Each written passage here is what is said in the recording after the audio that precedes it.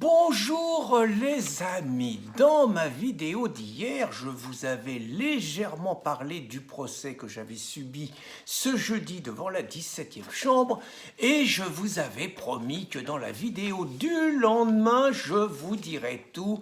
Un cassant n'a qu'une parole, vous allez savoir tout ce qui s'est passé à ce procès comme si vous y aviez été. Alors je vais rappeler pour ceux qui découvrent l'affaire donc que je me retrouvais au tribunal devant la 17e chambre pour être le directeur de publication supposé d'un dessin publié par notre ami Risset en 2014 après qu'Anne Hidalgo ait commémoré le Ramadan à la mairie de Paris.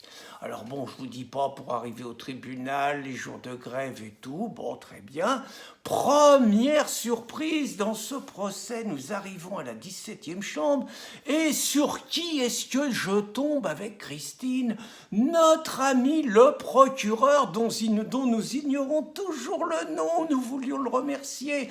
Notre ami le procureur qui la semaine dernière avait requis ni plus ni moins que 6 mois de prison, dont 4 mois ferme, contre Christine Tazin. Donc moi vous savez que je suis un homme bien élevé.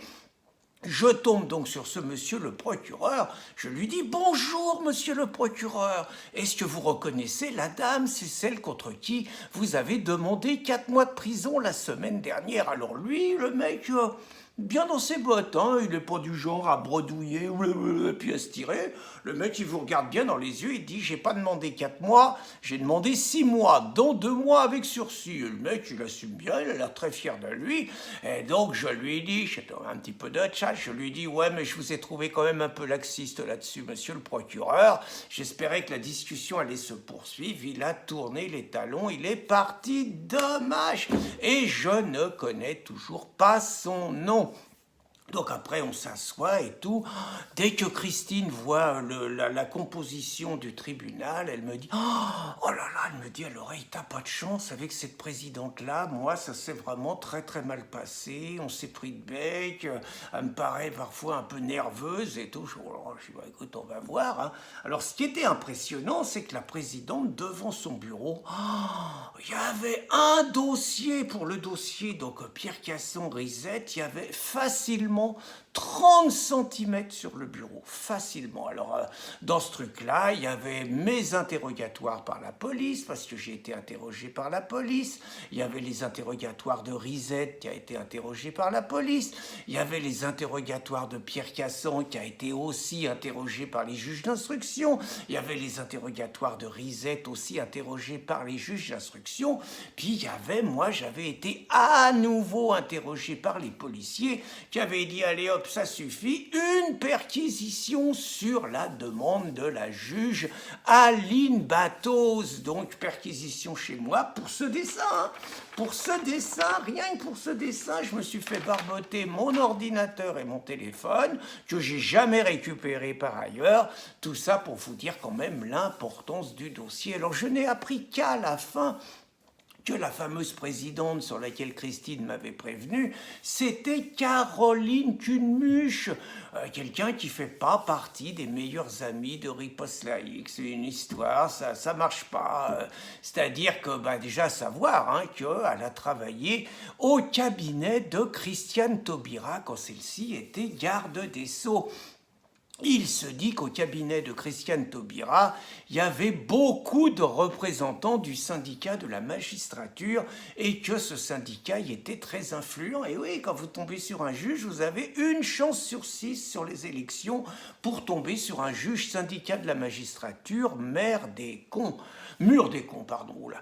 Hein, donc, je savais pas qui elle était. Alors, on a eu une affaire compliquée, c'est qu'elle nous a quand même déjà une fois condamné à plus de 8 000 € d'amende sur une affaire de caissière voilée à H&M, alors que notre avocat nous avait dit 4 raisons pour lesquelles on ne pouvait pas perdre, il en était sûr, il engageait sa carrière et tout. Il n'y avait que Madame Cunmuche comme juge, elle nous a collé 8 000 € dans les trous de nez alors qu'on ne pouvait pas perdre. Alors là, on a fait appel, on a déjà gagné une première fois, je pense qu'on va gagner la deuxième fois, c'est quand même des sous, elle nous avait quand même pas fait de cadeau. Alors moi je me disais très franchement, je demeure un éternel naïf.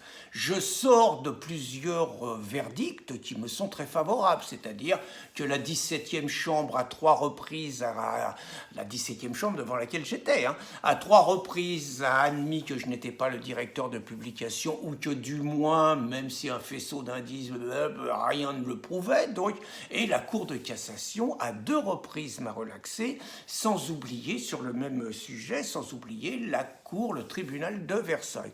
Donc très franchement, moi les derniers procès que j'avais affaire à des présidents qui me disaient, bon c'est clair, vous avez des verdicts et tout, c'était expédié vite fait, moi j'arrivais tranquille. Alors, mon ami Risette n'était pas là, bloqué et tout, et c'est moi qui ai tout pris.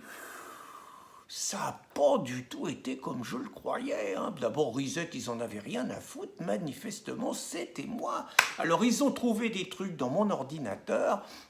Et selon eux, tout ce qu'ils ont trouvé dans l'ordinateur, ça remettait en cause les décisions qui avaient été prises avant, qui m'étaient favorables, parce qu'il y avait, selon eux, des faisceaux nouveaux qui montraient que j'avais un rôle bien plus important que je le disais, alors que ce qu'ils trouvaient des échanges que j'avais eus avec Risette, que je connais depuis plus de 10 ans, un message où j'envoyais quelques pistes aux copains de la rédaction, mais comme on est une rédaction de 25 personnes, tout le monde donne des suggestions à tout le monde, mais ils ont considéré que ça montrait que j'étais quelqu'un de bien plus important et bien évidemment le vrai chef.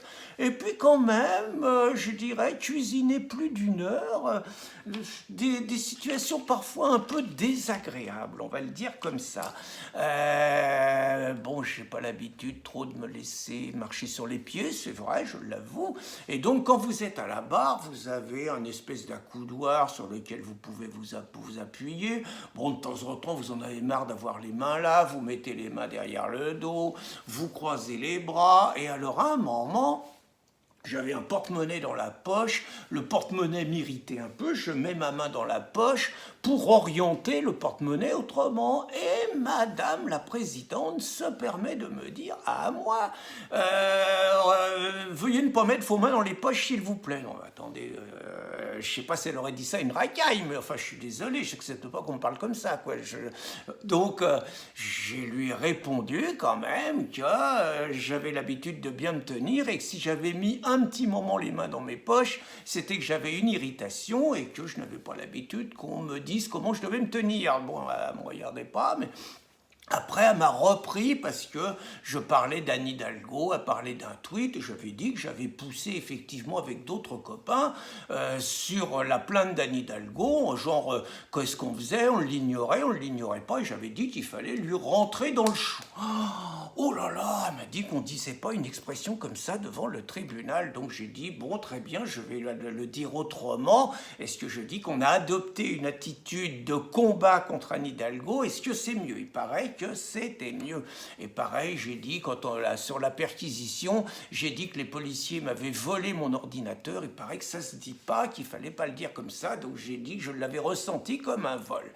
Donc tout ça pour dire que entre la présidente, qui manifestement m'a beaucoup cuisiné, on va le dire comme ça, entre le procureur qui lui a raconté que c'était très clair que les preuves existaient, que j'étais le vrai directeur de publication et que ça avait l'air d'être son unique souci, même s'il a reconnu quand même que ce dessin ne pouvait pas être condamné parce que c'était le droit à la caricature, ça c'était bien. Et le jeune avocat d'Anne Hidalgo, qui a raconté, on ne sait pas ce que ça avait à faire avec l'affaire, mais qui a raconté que j'étais pas courageux, que je me cachais et que j'envoyais les autres au combat et que j'étais vraiment le vrai directeur de publication, blablabla. Je me suis rendu compte que j'avais pas que des amis dans ce tribunal, loin de là. Et de là à conclure qu'il y en a quelques-uns dans le tribunal et au parquet qui rêveraient de relancer une nouvelle procédure contre Pierre Cassand, peut-être avec de nouvelles perquisitions, pour montrer ce qu'ils ont raté la première fois, que je serai le vrai directeur de publication, et me faire condamner. Il n'y a qu'un pas que dans le contexte actuel où Renaud Camus, 3 mois de prison avec sursis pour avoir dit qu'il préférait la guerre à la soumission, Christine Tazin, 6 mois de prison, dont 4 mois ferme, requis, Catherine Blin, 8 mois de prison avec sursis requis. Éric Zemmour devant le tribunal à nouveau le 22 janvier, même s'il paraît que son avocat n'est pas encore au courant. Je me dis que je ne suis pas forcément parano en envisageant qu'il y en ait vraiment qui ait envie de se farcir Pierre Cassant. Dernière chose, en général, quand le procès est terminé, moi ça faisait quand même 3 heures, hein, on vous donne la parole une dernière fois. Je vous avoue que j'ai pris la parole une dernière fois pour expliquer en gros que dans le contexte actuel, les faits nous donnaient raison et que plus les faits nous donnaient raison et plus on s'acharnait à nous persécuter judiciairement. Et j'ai clairement dit au tribunal qu'à mon avis, dans le contexte actuel, il devait y avoir des choses plus importantes à faire pour protéger la sécurité des Français que de s'acharner contre Pierre Cassant. Et pendant que je parlais, j'avoue que c'est la première fois que je vois ça, Madame la Présidente rangeait tranquillement ses affaires dans son sac. Mais moi, je ne lui ai pas fait de remarques. Bonne journée, les amis!